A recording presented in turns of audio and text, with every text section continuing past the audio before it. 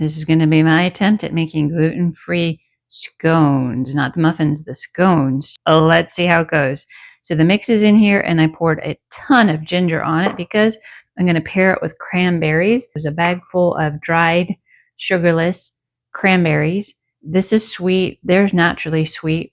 Third of a cup of milk, 2 eggs, 8 tablespoons, or a half a cup of butter, or the whole stick.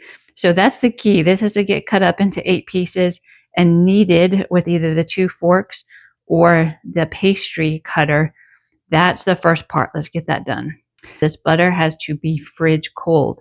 And then it goes in 8 pieces, and then start working it either with a fork, start mushing it in like so, or again, the pastry cutter. And I have 1 piece left once I start getting that incorporated.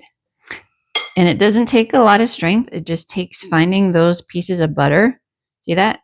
And just constantly using the fork to get them blended into this dry mix. So about 10 minutes later, I'm just constantly mushing and mushing and mushing and mushing. Make sure all of those chunks of butter were completely cut in. It is ready. Now the 1/3 cup of milk, 2 eggs, and I'm going to add some cranberries go in.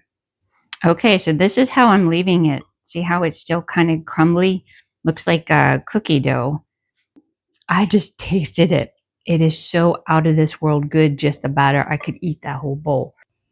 Et voila, there they are in the cast iron scone pan. So yeah, these are mini, so it gets 16. And it goes in the oven at 400 for 12 to 15 minutes or until golden brown. They smell wonderful, and look at that golden brown.